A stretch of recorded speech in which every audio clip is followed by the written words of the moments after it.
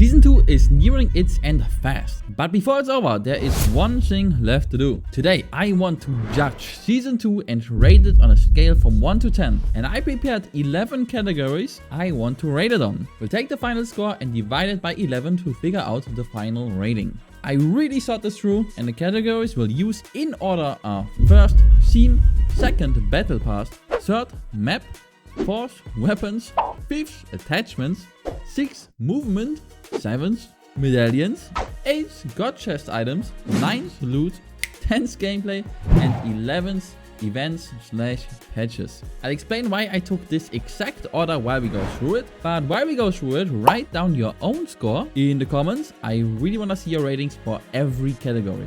My name is TSK, and on this channel I analyze everything about Fortnite Zero Build, from weapon guides to map analysis to patch notes to rankings and much more. My goal is to become the best together with you guys. So, we will begin with theme, meaning the general vibe of the season and how well Epic is creating that. And I have to say they did a fantastic job this season. For example, what exactly was the theme last season? I honestly don't even know. But this season was all about Greek gods, and you really felt that. The new POIs were fitting the theme perfectly visually, with all the Greek style buildings, the Mount Olympus and Brawler's Battleground, as well as the whole underworld area. And I really liked the implementation of the river Styx, having so much gameplay impact as well by completely changing the gameplay in its area with the constant movement for everyone. I do wish they treated it slightly different and made a cooldown on refreshing your dashes, as it did make for some awkward chases through the river, but since we are only on the topic of theme, this is irrelevant here. Additionally, we had god chests, which felt super nice, and they had god items: the chains of Hades, the thunderbolt of Zeus, and the wings of Icarus. And to top it off, the gods themselves were all well done boss fights that had quite some effort in them and all felt different to each other. So in total, the theme was well felt and well executed, and I won't even take a single point from them here and give Epic a 10 out of 10 on Steam. Let's continue with Battle Pass, since this pretty much fits the theme category, that the Battle Pass creates the general vibe of the season in my opinion. I'm still pretty new to Fortnite. I only started in Fortnite Chapter 4 Season 2 Mega, and Chapter 5 Season 2 is by far the best battle pass I've seen yet. Cerberus is great and comes with its own weapon and backbling that all fit together really nicely. Same for his recolor Immortal Cerberus. Aphrodite is really great, and I really like her rap too. Not a big fan of the Immortal version, but it's certainly well made. Poseidon is kinda trash for me personally, same as his Immortal recolor. Medusa is by far the weakest point of the battle pass to me, not because it's very ugly, but mainly because it looks very low effort, apart from the cute snake hair.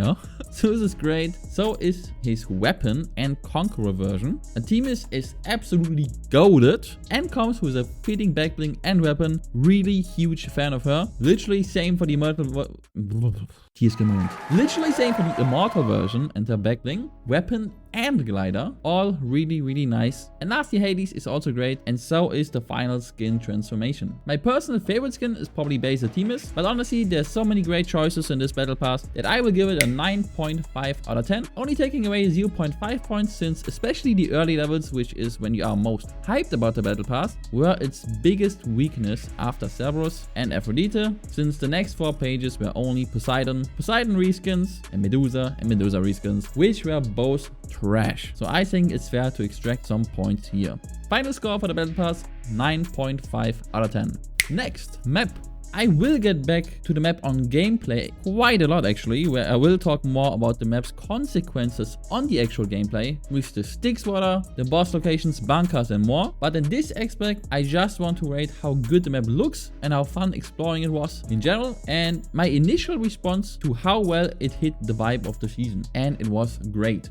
When I first dropped in Grimgate, I was completely overwhelmed. The drops were so fun with the Styx water combined with finding out the god chest rotations, trying to optimize drops, also with the drop board spawns, which were a slight negative to me by the way, as I had this really good early game rotation that led into a treasure quest, which were absolutely OP in the early game since they gave you 2 mystic chests right away, but the quest only existed every third round or so, which made it feel way more random, and I didn't like that. In contrast again, I really really like the god chests always being on the same position, guaranteeing you a fast start into the game, but more to that later in the loot category. Mount Olympus was also really cool to look at and play. I loved finding the hidden god chest in this hidden middle room in this building. I loved exploring the backside of the statue. I loved seeing the statue for the first time. I loved the boss fight location and how this whole area played. I really think they did a phenomenal job here. Same can be said about the underworld. It was just so cool to play and experience. So much versatility, so much verticality, god chests everywhere, and just so much to explore. The worst new POI was Brawler's Battleground to me, but I also didn't dislike this one either. It was just way more simple compared to the other 3 POIs. I really think Epic did a phenomenal job in total, hitting the theme of the season perfectly and creating really fun POIs to play around. The only downside I see is the position of the new POIs on the map and what that meant for gameplay, but I will specifically talk about that in gameplay and not rate the map for its gameplay consequences here. Map itself gets another crazy good 9.5 out of 10 from me. Only POI that wasn't a 10 out of 10 for me was Brawler's Battlegrounds that I would rate 8 out of 10, and that's why the total goes down to 9.5 in my book. Fourth, weapons. Of course, it would take too long to rate every single weapon here for this video, but good news for you, I already did a ranking of all 28 items we had this season before. So go check that one out if you want a literal list from 28 to 1. But for this video, I will rate how impactful the new weapons were and how fun the weapon pool was. First up, Epic did a great job with the new weapons, the Hunter CMR, the Harbinger SMG, the Warforged AR, and the Gatekeeper Shotgun, because they are all perfect examples of how each category of weapon should be designed. They were all great, yet not a single one was overpowered, and more importantly, they were all fun to shoot.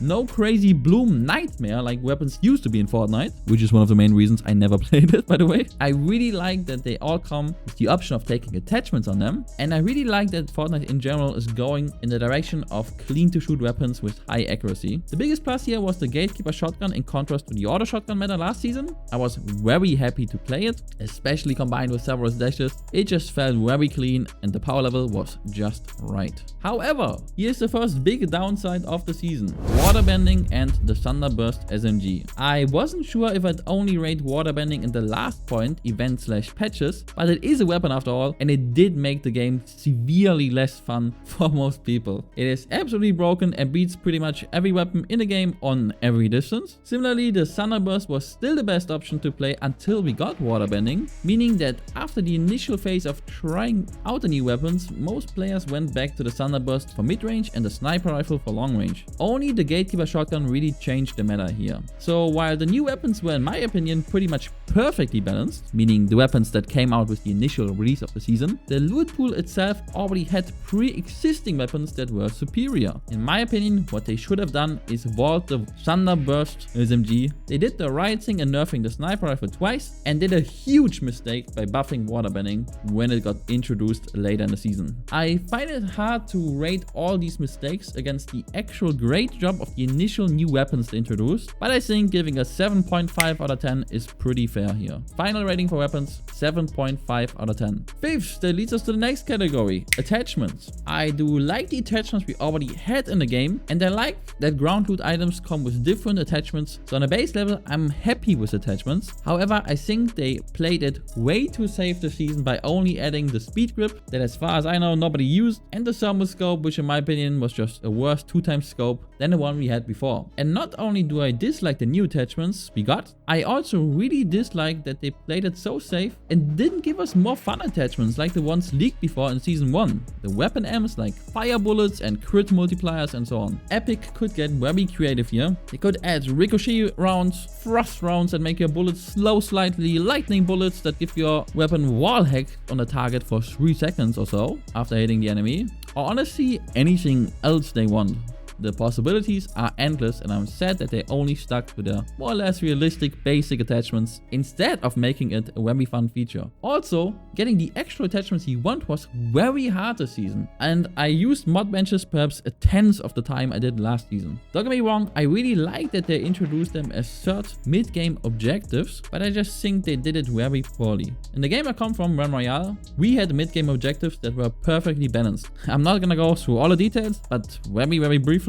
Basically, you had to drop hot, fight for your first forge, forge your initial gear in the first forge, and then because you could only forge so often at one forge, you had to push the next one to further upgrade your character, and then a third time before you had the ideal gear, which would lead you right into the end game. This was a perfect gameplay circle that forced fights naturally. You never had to feel that you just walk around and do nothing and perhaps find an enemy, which in my opinion happens way too often in Fortnite. So in general, I'm a big fan of this objective that pops up after the initial drop fight that leads to your first medallion. However, I do have big issues with this exact objective. First, it came too late. It was not right after the drop fight, but instead you would do your drop fight, go to a random bunker and hope it's gonna activate in 2 minutes, waste your time there, only for most of the time no bunker to spawn there, leading you to travel over the map to the next one. And on top, the actual objective itself was very unfun, since the forced gameplay situation here was that one guy was camping in the bunker and one guy was camping the stairs on top of the bunker. This is not fun gameplay. Literally, the best play for both players in this situation is to do nothing. That's not good. How could this have been prevented?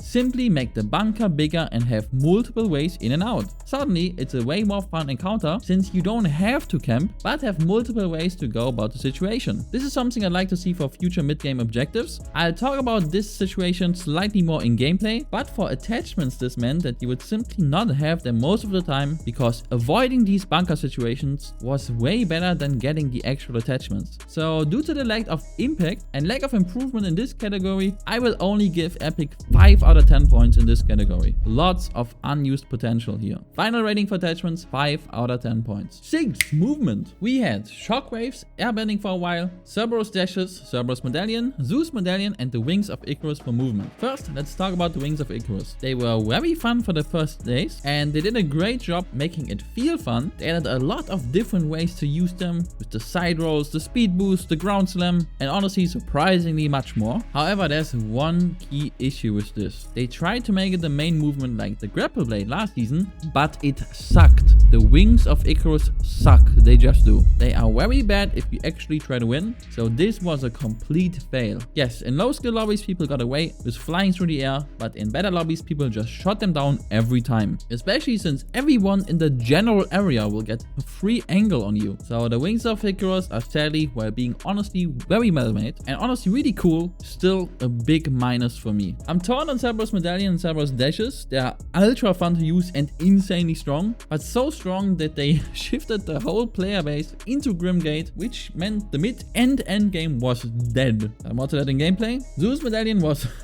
dumb AF. No clue why they made it use up stamina faster, meaning you can still only sprint the same distance. I honestly don't get it. But sprinting fast and jumping high was fun, but wasted potential here for sure. Shockwaves are shockwaves, good as always in every metric. And airbending was dumb AF too, of course. I don't know why they didn't add a way to cancel an enemy airbending by, for example, shooting them for enough damage. Very fun to play, very unfun to play against, as this dragged out fights and make them these impossibly long chases that always ended in third parties. More again in gameplay. So movement was fun, but really not well designed with gameplay in mind. From insanely long Cerberus dashes, chases in the river Styx, to insanely long airbending chases, to extremely weak main movement in the Icarus wings, just all didn't work out as Epic intended. On the other hand, Cerberus dashes were just so goddamn fun to play with that when you had the medallion, this felt like the best season for movement ever. Completely torn on this category, but there are just too many obvious mistakes here to give Epic anything better than a 6 out of 10. Final rating for movement, 6 out of 10. Since we talked about Cerberus medallion so much, let's get into the next category. 7th, medallions. Medallions seem to be the base for all of Chapter 5, and I absolutely love the idea of promoting early fights by making it pay off. Additionally, I really praise Epic for not being safe here, like they were with attachments, but really brought medallions to the next level by actually creating unique medallions with unique abilities. Great job on the idea, but in practice, they are way too imbalanced. Cerberus medallion is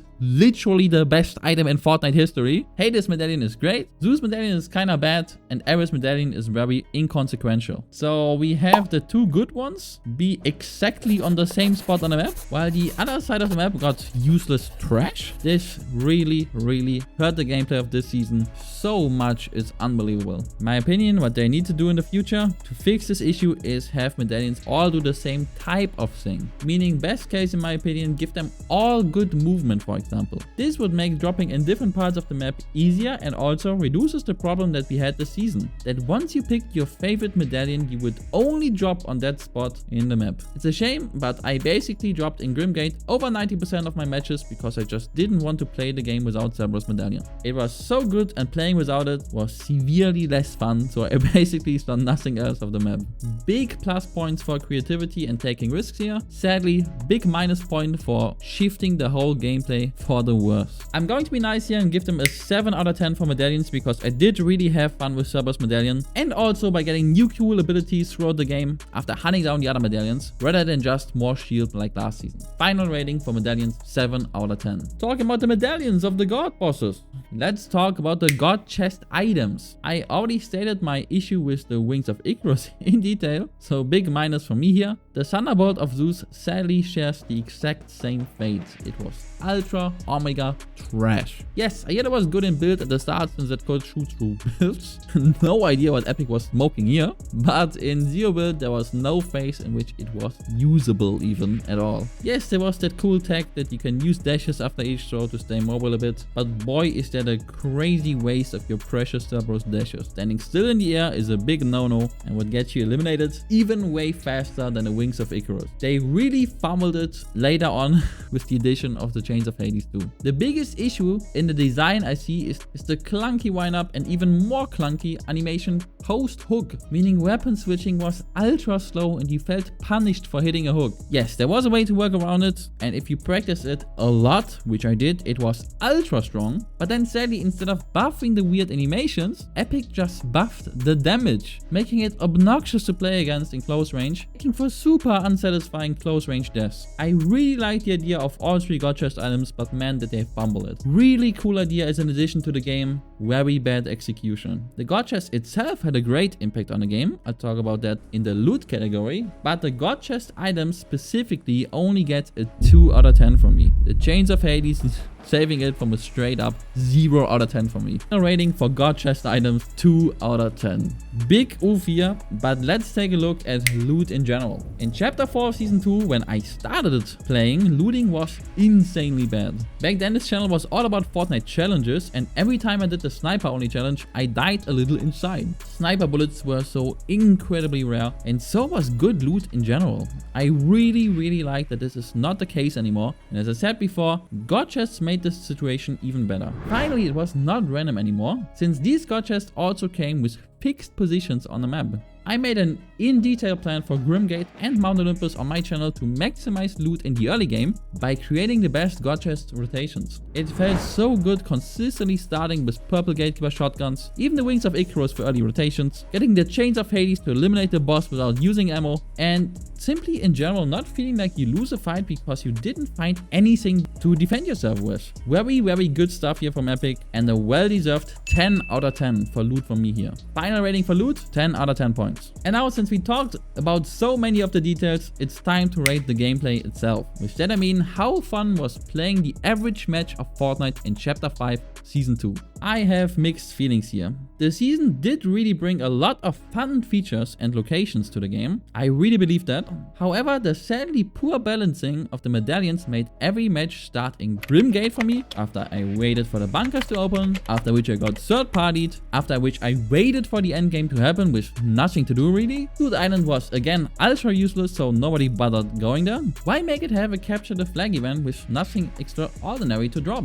Imagine if instead Loot Island came with a Poseidon boss fight, after which you got a unique Poseidon Medallion and Poseidon Mystic that are both insanely strong. Suddenly you have a great endgame objective that people will actually fight over. And of course, have the good items split across the map better, so people drop in different locations. Also, what happened to making the zone shrink faster with less players around? I really like this feature. I didn't even know it left, but it must have, since all of my mid games were me waiting for the end game to start, and all of my end games were me waiting for the smaller zones to happen. A whole lot of nothing happening over the majority of the match, which is an absolute shame. This season really shows the damage mid-game objectives can do. The boss fights dragged out a little too long, making you get third-partied almost every single time. The bunkers were tiny and had no escape routes, making people camp in bunkers, waiting for somebody else to upgrade, and making people camp outside of bunkers if someone was already inside. Loot Island was completely inconsequential, and the zone pacing was severely off. And this sadly is pretty much every single early game, every single mid game, and every single late game.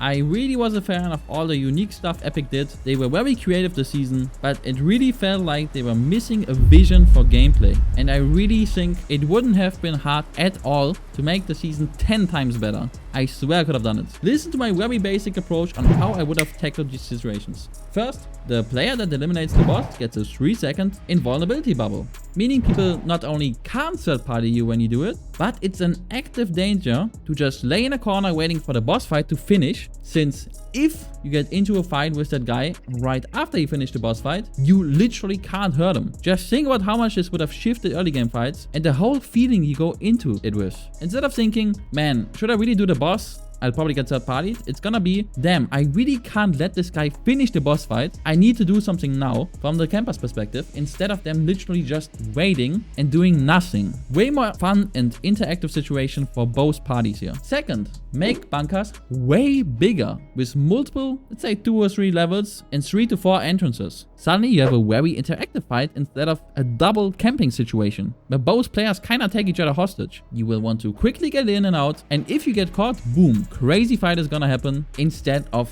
nothing. Third, make Loot Island have a boss fight. Drop a final medallion that only unlocks in the end game, making people want to fight for it by making it very strong on purpose. Fourth, make the zone either simply shrink faster or get back to the less players, the faster it shrinks mode, and even go harder on that rule too. And fifth in general, but this one is way harder to pull off, but certainly possible, don't have all the good new stuff be on one part of the map, while the rest has absolutely nothing worth fighting over. Additionally, I feel like endgame zone choices are really bad. Make them end on cool locations more often. It's a damn shame I didn't see Grand Glacier a single time this season. Like, I didn't see it once. I had one fencing field ending, no lavish lair, didn't even remotely see snowy steps, and honestly didn't even get many endgame zones in the new POIs. I always get endgame zones in the middle of nowhere, and I don't understand why. Final comment to gameplay: please hire me as lead gameplay designer, Epic. Thank you.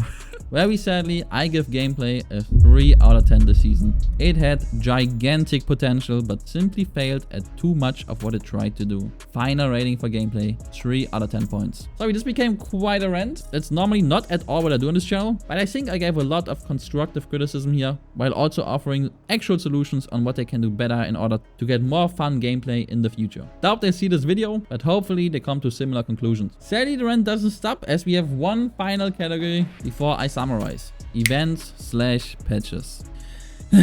The good part first, I really like the creativity of the avatar update. I think they did a great job coming up with the 4 elemental bendings, and I do believe earthbending was the best balanced one, creating a very unique way of building cover for zero build and destroying enemy cover. Same for the initial Chains of Hades, it was a very interesting item. But sadly, that's pretty much all the good I have to say. The patches were low effort, boring, and brought nothing good to gameplay. I know that's very harsh, but let's go through them. The Midas update brought the Chains of Hades, which felt very clunky to play with, especially the wind up, and worse, the very long weapon switch animation after you hook somebody. They buffed it in the worst possible way afterwards, making it a close range, no skill spam weapon, which annoyed everyone. The Midas drum gun was absolute trash and pretty much useless at everything. The avatar update introduced water bending, which was the worst thing about season 2, as it was ultra oppressive on all ranges with no ammo usage, making the ultimate spam weapon which dominated all of season 2 once it got introduced. Airbending was insanely annoying to play against, since you just couldn't stop people from running with it. And firebending was just straight up useless. Again, earthbending was good, small plus for that. The Star Wars update was insanely boring and had zero impact on anything. You barely even noticed it happened, apart from the trash mythics on the floor that made the loot pool worse. The lightsaber was a one-off with almost no redeeming qualities and no interesting abilities. The E11 blaster was trash, the Wookiee bowcaster was mid, but at least an interesting design. But the whole event was ultra lackluster and again, completely inconsequential. All the other weapons introduced throughout the season had no chance in direct comparison with the pre-existing weapons, and the best one of them made it to B tier, meaning they didn't change the way the game was played in the slightest. So instead of elevating gameplay and bringing fun and strong weapons to the game, we got a whole lot of nothing and 2 game-breaking items, waterbending and airbending, both in a very negative way. I was very disappointed in the patches and events this season. Sadly, very minor points for the creativity of the avatar update, but in total, Epic only gets 1.5 points out of 10 from me for events/patches. Final rating for events/patches, 1.5 out of 10 points. So let's summarize. Scene, 10 out of 10. Battle Pass, 9.5 out of 10. Map, 9.5 out of 10. Weapons, 7.5 out of 10. Attachments, 5 out of 10. Movement, 6 out of 10. Medallions, 7 out of 10. God chest items, 2 out of 10. Loot, 10 out of 10. Gameplay, 3 out of 10. And patches/events, 1.5 out of 10. Meaning the total points are 71 out of 110, or rounded 6.5 out of 10. While I think they mostly hit the nail on the head with creativity this season, Epic lacked vision in how their ideas would negatively impact the gameplay, which at the end stopped Season 2 from being the great season it deserved to be. 6.5 out of 10 is still decent, but I hope they see their own mistakes and we end up getting a better Season 3.